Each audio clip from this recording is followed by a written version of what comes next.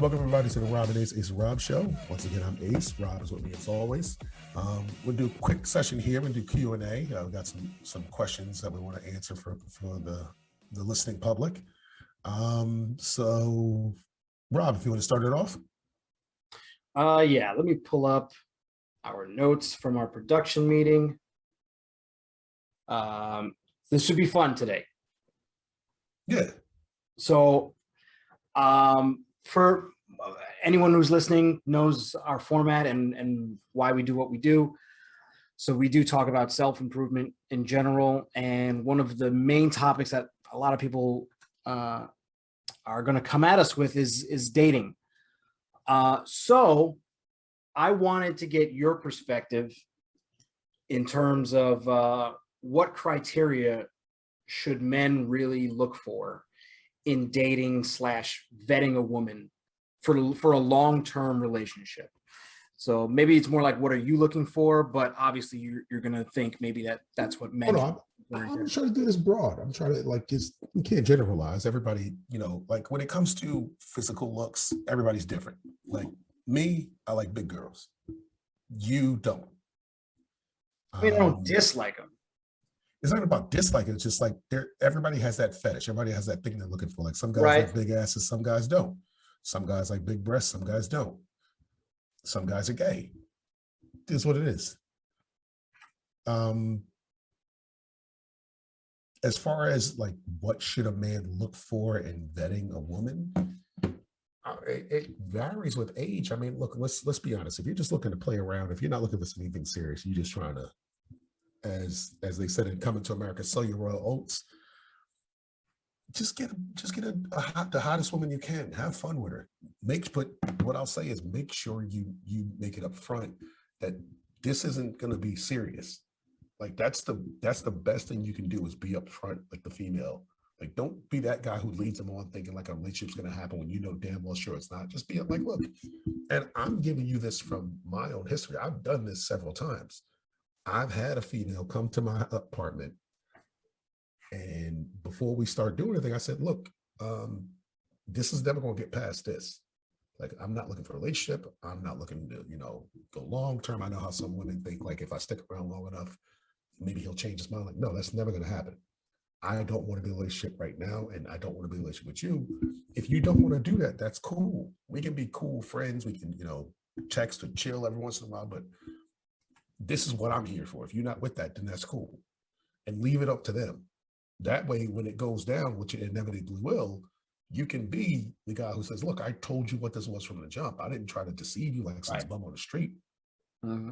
Like, I told you that A was never going to lead to B. We were always going to stay at A. This is not the alphabet. We stay right here, and that's it.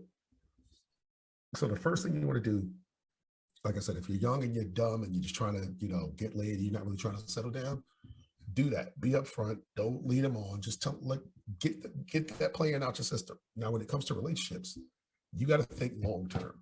What a lot of dudes do is they get caught up in that first month, 3 month, 6 month period. It's the 1, 3, 6 is what I call it. Because in the first month, everything is sunshine and roses. Like you get that new relationship feeling, that new relationship energy.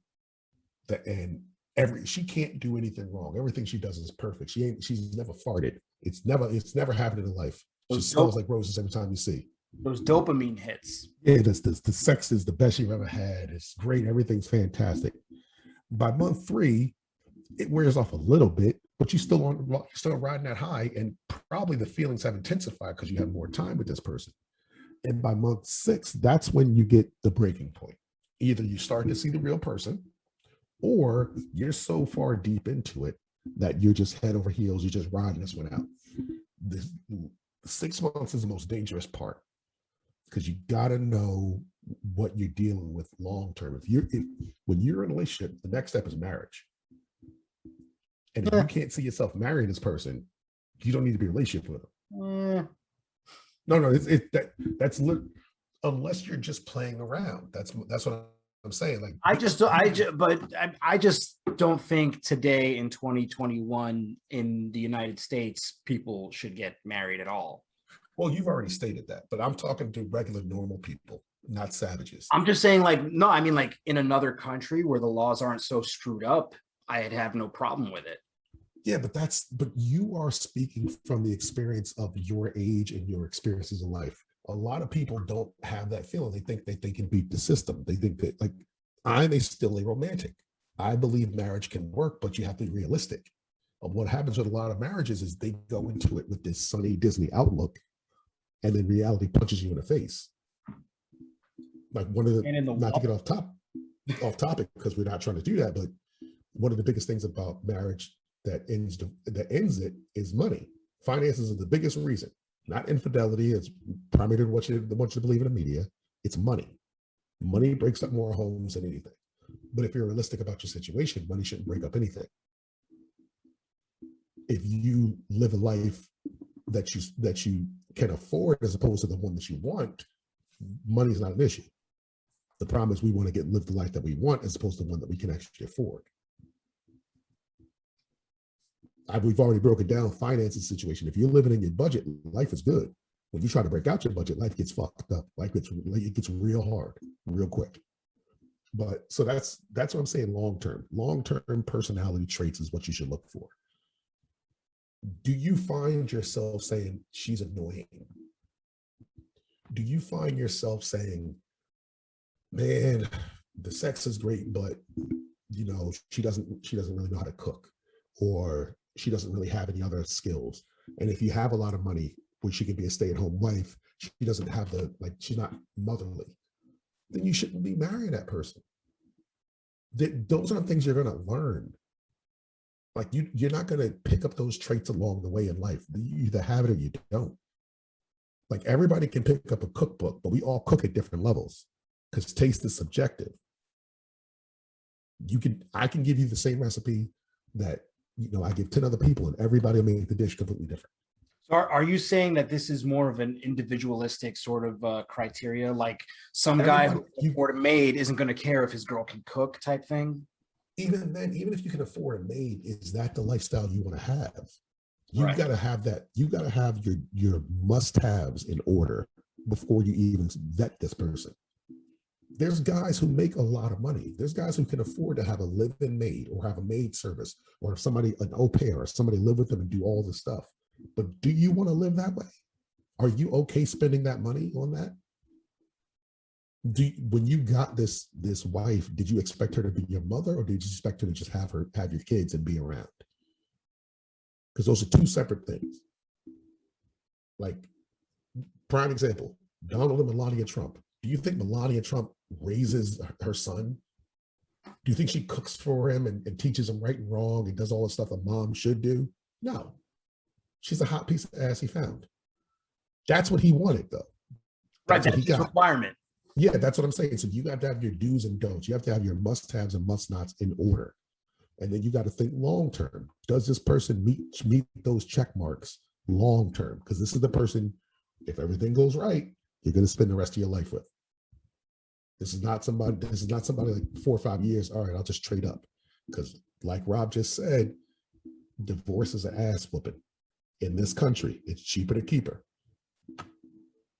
The next thing you got to do, and this is for guys who are in that relationship but are starting to question, there's our godfather, Patrice O'Neill, asked a question to every guy that he talked to, and the question still is relative this day. If your girl left you, what would you miss? If you can't answer that question, or the only answer is sex, get rid of her. It is a million times more important to like your girl than to love her. When you're a man, men, our love is free. We give it away. We all have people in our lives that we love to death, but we don't want to spend a second around. They're usually called moms or sisters. It's just that generally they're the opposite sex, but they're family members, and you don't want to stay around them, but you love them and you'll die for them. That's the difference between men and women. We give that love away quickly. We don't give away like, we give away love. Women give away like, they don't give away love. It's an opposite. So you got to understand, do you like this chick? Do you like this female? That's a soundbite right there. It's just a fact. We don't give away like, we give away love. Yeah, it's the exact opposite. We are the exact opposite when it comes to that relationship dichotomy. We do not give away our like freely. You have to earn it, and it takes time. I'm not going to hang around a dude I don't like. No man is. Yet you'll hang around with a female you don't like because she's giving you pussy. If the answer to the question, again, the question is, just to reiterate, if she left you, what would you miss? If you don't have an answer or the only answer is sex, get rid of her. It ain't going to work. You ain't going to grow to like that. You can get sex anywhere. Sex is not hard. Tinder exists. Figure it out. And Tinder, like, there's like 17. I'm so old. I use Match.com. There's like 17 apps now. You can get a female quick. Stop being a lazy. Stop being a lazy bum. Just Bumble, Tinder, OkCupid, whatever nonsense is still out there. Figure that shit out. Last thing you got to do, because I don't want to, harp a lot on this one question, and then we got another one after this one. Yep. When you're vetting your future wife, your future mother of your children, all that good stuff, this is what a lot of dudes don't do, and we're all dumb for not doing it. Listen to the people who tell you about her. When you bring her around your family members and they tell you stuff about her, listen to them. When you bring them around your boys and they tell you something about her, and I don't mean like, oh, she's a hoe, she's not spiteful stuff, but if they say they get a bad vibe off her or she seems a little stale, listen to her. Don't think they're hating. Listen. We go in with rosy colored glasses because we are in the middle of it. You can't think. There's a reason why psychiatrists go to see other psychiatrists. Therapists usually have their own therapist. Yeah. The reason is you can't naturally determine what the issue is when you're in the issue. Like right up your alley, fighting, boxing, kickboxing, MMA, they always have a coach. Why? The coach can't fight better than them, but the coach can see more than them. Yes. He can see it from a different point of view. If I'm in the middle of it, I'm getting punched in the face, it's hard to figure out what to do.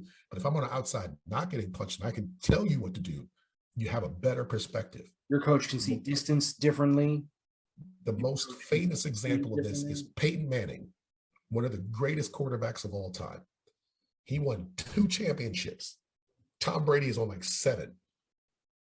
The reason he only won 2 and Tom Brady won some more is not talent, because there is no one on this planet that will say Peyton Manning is less talented than Tom Brady. The problem with Peyton Manning was he called his own plays. Tom Brady never did. Tom Brady had a guy up in the booth calling plays for him. He had a guy on the sideline calling plays for him. Every once in a while, he'll audible, but somebody else who had a better point of view was calling the plays. Peyton Manning is calling his own plays when he's in the middle of the play. He can't see everything that's happening. He can't naturally determine what the best route is because he's in the middle of it. It's the same thing when you're in a relationship. I dated a complete asshole from 22 to 25, and I did not know she was an asshole. Everybody around me told her she was. I couldn't see it because she treated me well. Maybe that's just y'all. That's what happens to guys. We get into it and we start to pedestalize this woman and fetishize this woman, and now she can do no wrong. That's the last thing I'm going to tell you, because there's lots of things I can go and I can rant on this for hours. But the last thing in this quick hit I'm giving you is listen to people when you see these red flags, watch out for them, get away from them. But wait, and you know what? Bonus tip. I'm give this to you before I send you on your way. If you get with a woman who wants to argue, run. Your piece is more valuable. And it's not occasional arguing. You're always going to have occasional arguments. It's not an issue. But if she's constantly fighting you on everything, if she wants to lead or more than wants to be led, run for the hills. Get out. You're not going to be happy. Unless you're a beta, which we probably aren't talking to you. Oh, they're not happy. They just don't want to be alone. No, there's some dudes who just want to be mothered. They want to be babied. They're betas. That's their nature, and it's fine. If that's what you want, great. I'm not talking to you though. I'm talking to guys who don't want to fall into that trap. Quick hit. And we were actually talking about this earlier today when you sent me a video clip or something. If you're arguing with a woman and you try to hit her with logic and it's foolproof logic and she still wants to argue, red flag, get rid of, you got to go. Get out of there. There's no fixing that. Because if she'll do that to you, who she reveres, how do you think she lives her life when she stops revering you? Yeah. Because eventually it's gonna happen. You're gonna just be a guy at some point to her. So she treated you as a 6 before. She's gonna start treating you like a 2 when she gets to know you. And do you really want to live with a 2, live being treated like a 2 for the rest of your life? If they're argumentative, they gotta go. I'm not talking about having discussions. I'm not talking about, having an occasional argument like every couple does. I'm talking about on regular, nonstop basis. You gotta get rid of the situation. Yeah.